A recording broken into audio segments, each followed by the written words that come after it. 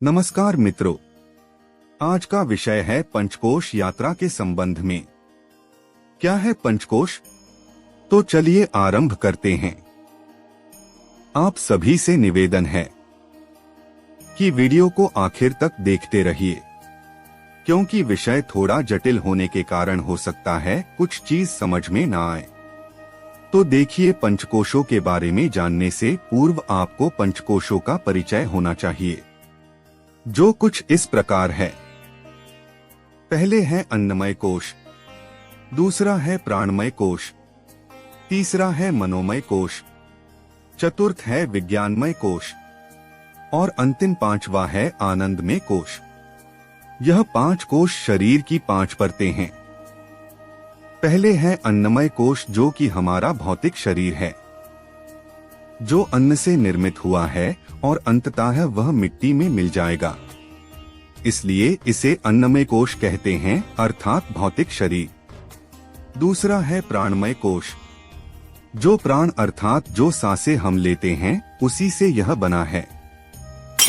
आपको पता होना चाहिए कि हमारा शरीर 5 प्राणों से बना है, जो कुछ इस प्रकार है। प्राण, अपान, व्यान, समान, उदान, यह 5 प्राण है। प्राण वायु हमारे हृदय में स्थित होता है, अपान हमारे गुदा में, व्यान संपूर्ण शरीर में व्याप्त रहता है, समान हमारे नाभि में स्थित होता है और उदान हमारे कंठ में स्थित होता है। यह प्राणमय कोश हमारे अन्नमय कोश अर्थात स्थूल शरीर को नियंत्रित करता है। जैसे प्राण हमारे हृदय को अर्थात ऊपरी शरीर को चलाता है और अपान नीचे के शरीर को चलता है, जिसके चलाते हम मल मूत्र का त्याग कर पाते हैं। समान हमारे पाचन तंत्र को चलाता है। इस तरह प्राण में कोश अन्न में कोश को चलाता है। इसके बाद आता है मनोमय कोश, जो मन से बना है और कर्मेंद्रिय और ज्ञानेंद्रिय को चलाता है और सुख दुख का भोग करता है। यह विचार और भावनाएं उत्पन्न करता है। इसे मनोमय कोश अर्थात जिसे मानसिक शरीर भी कहा जा सकता है। अब आता है विज्ञानमय कोश। यह बुद्धि अर्थात सामान्य भौतिक ज्ञान से बना है और आप सभी बुद्धि का कार्य तो जानते ही हो कि किस प्रकार हमारा मस्तिष्क अच्छे बुरे अनुभवों को संकलित करके रखता है। यहाँ नित्य अनित्य का बोध होता है, इसमें विवेक होता है, इसलिए इसे विज्ञान में कोश कहते हैं। अब आता है आनंदमय कोश, जो चारों कोशों से परे हैं। यह प्रायादि वृत्तियों सहित बना है, परंतु यहाँ प्रायादि वृत्तियाँ क्या है, यह भी आपको जानना जरूरी है। प्राय वृत्तियाँ 3 प्रकार की होती है।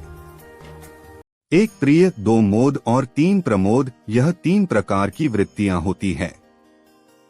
अभीष्ट अर्थात अभिलाष से या कहे तो इच्छा से वस्तु देखने से जो आनंद होता है, जिसको प्रिय वृत्ति कहते हैं, और अभीष्ट वस्तु के प्राप्त होने से जो आनंद मिलता है उसे मोद वृत्ति कहते हैं।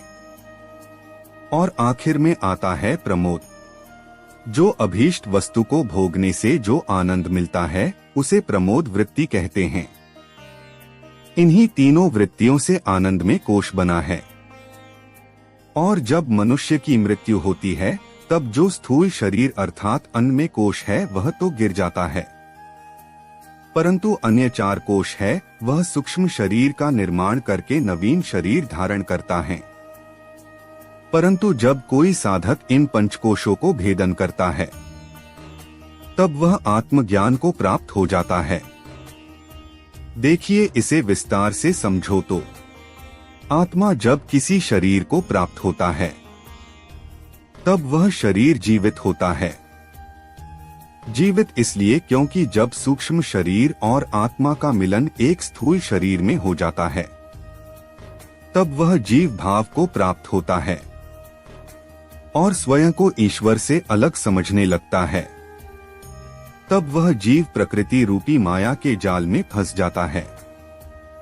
हर बार उसका भौतिक शरीर गिरता है, परंतु अन्य 4 कोश अर्थात सूक्ष्म शरीर का निर्माण करके जीवन मृत्यु के चक्र में फंस जाता है।